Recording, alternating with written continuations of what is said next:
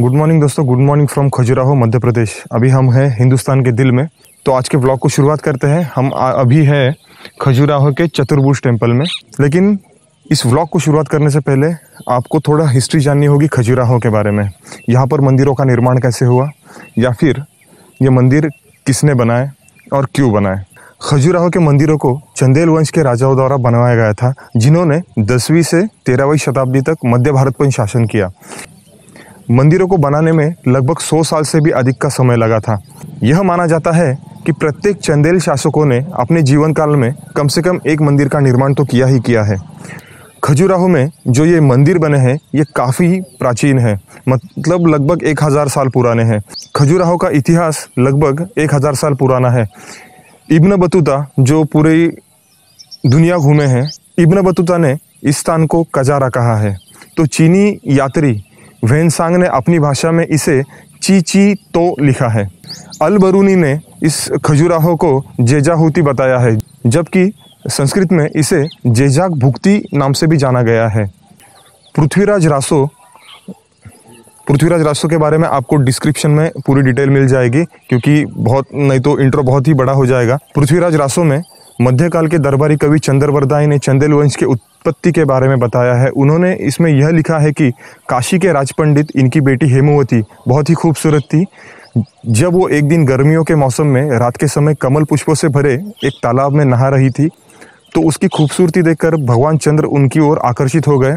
हेमवती की सुंदरता से मोहित हुए भगवान चंद्रदेव धरती पर आकर मानव रूप लेकर उन्होंने हेमवती का हरण किया। हेमवती एक विधवा थी और एक बच्चे की माँ भी थी। उन्होंने चंद्रदेव पर चरित्र हनन करने और जीवन नष्ट करने का आरोप लगाया।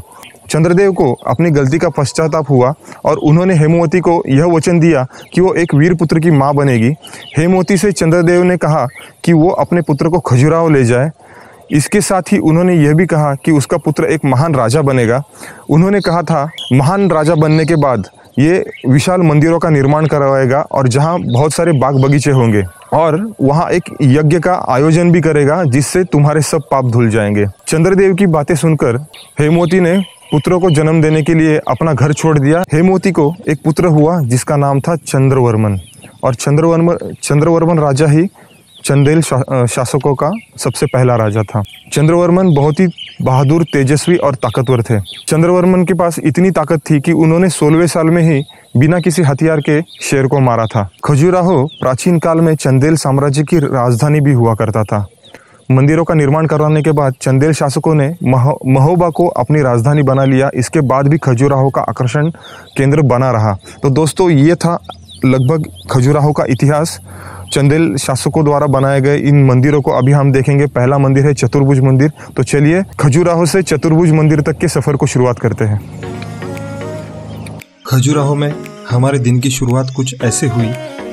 चाचा जी, जो हमारे ऑटो के ड्राइवर और प्रेम गेस्ट हाउस के मालिक है, इन्होंने गुलाब का फूल देकर हमारी सुबह सुगंधित कर दी। प्रेम गेस्ट हाउस की दूरी खजुराहो मार्केट से लगभग 1.5 किलोमीटर के करीब है। खजुराहो का सुबह का नज़ारा काफ़ी अच्छा और मन प्रसन्न करने वाला था। सिटी से बाहर निकलते वक्त हमें शाम पोद्दार चौक लगा।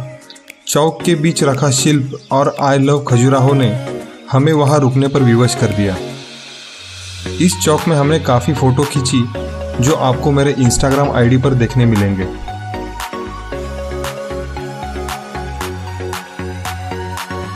अभी हम जा रहे हैं चतुर्भुज मंदिर। ये मंदिर खजुराहो के दक्षिण में लगभग 3 किलोमीटर पर स्थित है। चतुर्भुज मंदिर जाते वक्त रास्ते में आपको खजुराहो एयरपोर्ट और रनवे देखने मिलेगा।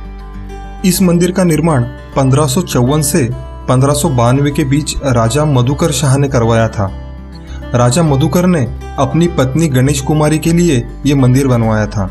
राजा की पत्नी गणेश कुमारी ये भगवान राम जी की बहुत बड़ी भक्त थी। मंदिर के निर्माण से रोचक कहानी जुड़ी है। दरअसल ये मंदिर भगवान राम की मूर्ति के लिए बनाया गया था, लेकिन मूर्ति स्थापना के वक्त मूर्ति अपने स्थान से हिली नहीं, इसीलिए यहाँ चतुर्भुज मंदिर में राम जी को स्थापित नहीं किया जा सका। बाद में इस मंदिर में भगवान विष्णु जी की सुंदर मूर्ति स्थापित की गई।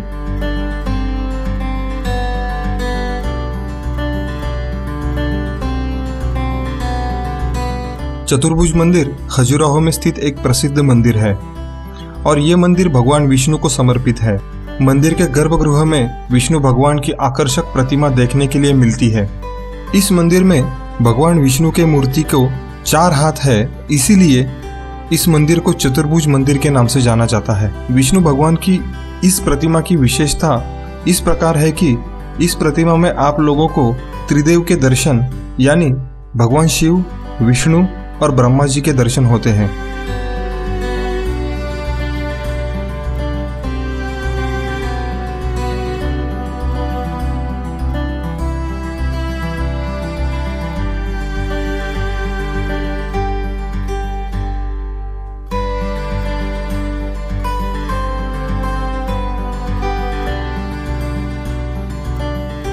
इस मंदिर में काफी मूर्तिकला देखने मिलती है। मंदिर में भगवान शिव जी की बहुत ही आकर्षक अर्धनारीश्वर प्रतिमा आप देख सकते हैं। इस प्रतिमा के नीचे ही आपको नरसिंह भगवान की नारी रूप में प्रतिमा देखने के लिए मिलती है। यह प्रतिमा बहुत ही आकर्षक है और इस मंदिर का मुख्य आकर्षण भी है। मंदिर की दीवारों में आपको गंधर्व और विद्याधरों की प्रतिमा देखने मिलती है। इस मंदिर में कामुक प्रतिमाएं देखने को नहीं मिलती, यानी इस मंदिर में कामुक मूर्तियों का अभाव है। इस मंदिर की सबसे बड़ी खासियत यह है, ये मंदिर पश्चिम मुखी होने के कारण सूरज की किरणें इस मंदिर के अंदर मौजूद प्रतिमा के पैरों को छूते हुए जाती है और उसके बाद ही सूर्यास्त होता है।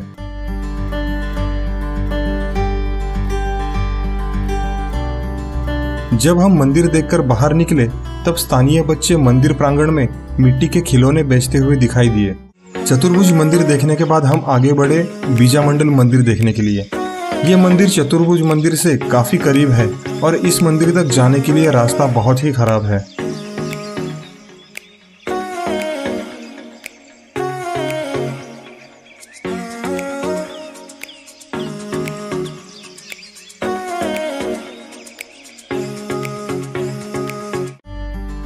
बीजामंडल, जिसे विजया मंदिर नाम से भी जाना जाता है। दोस्तों, अभी हम हैं बीजामंडल मंदिर के पास। चतुर्भुज मंदिर देखने के बाद अभी हम लोग आए हैं बीजामंडल के यहाँ पर। खजुराहो में अप्रॉक्स 84 या फिर 86 मंदिर हुआ करते थे पहले के ज़माने में, लेकिन अभी सिर्फ 16 ही मंदिर बचे हैं। ये जो बीजामंडल है, बीजामंडल मंदिर के 2005 में, बराबर भैया 2005 में अवशेष मिले ना इसके, 2005 में ये मंदिर के अवशेष मिले हैं। यहाँ पर मंदिर आधा ही है, लेकिन अभी यहाँ पर बहुत सारे अवशेष हैं। वो देख के हम लोगों को इसकी भव्यता का पता चल जाएगा।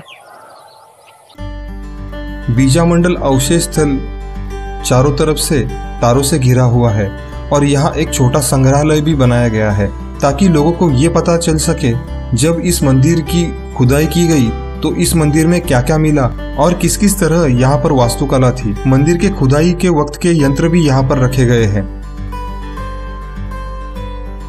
ऐसा कहा जाता है इस मंदिर की इमारत 8वीं शताब्दी में बनाई गई थी। बाद में 11वीं शताब्दी के उत्तरार्ध में सम्राट नरवर्मन द्वारा परमार काल में इस मंदिर का पुनर्निर्माण किया गया था।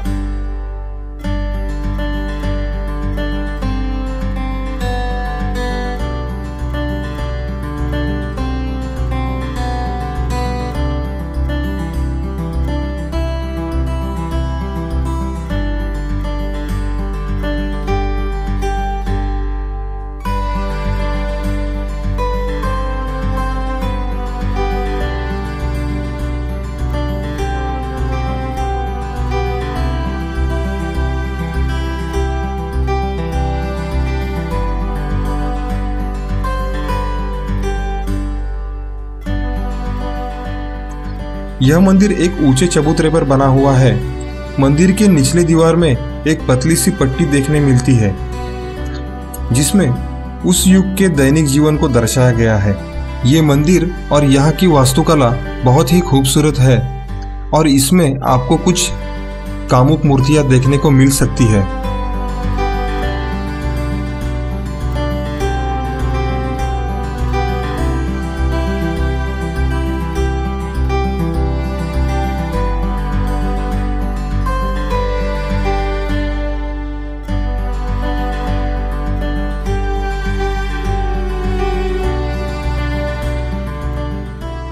बीजामंडल मंदिर अवशेष स्थल पर आपको एक शिवलिंग देखने मिलेगा। ऐसा कहा जाता है इस मंदिर को आक्रांताओं द्वारा तोड़ा गया था। दोस्तों, ये जो खजुराहो का व्लॉग है मैं कहीं एंड नहीं करूँगा, ये व्लॉग कंटिन्यू रहेगा। जैसे जैसे मैं आगे बढ़ूँगा वैसे वैसे मैं आपको टू बी कंटिन्यूड दिखाता रहूँगा। आप मेरे चैनल पे अगर नए हैं, अभी तक आपने मेरे चैनल को सब्सक्राइब नहीं किया है तो प्लीज़ सब्सक्राइब कीजिए मेरे चैनल को। और हमारा ये कंटेंट आपको अच्छा लग रहा है तो ब्लॉग को लाइक कीजिए। आगे का टेंपल हमारा होगा खजुराहो के पास ईस्टर्न ग्रुप ऑफ टेंपल्स में से दूलादेव टेंपल।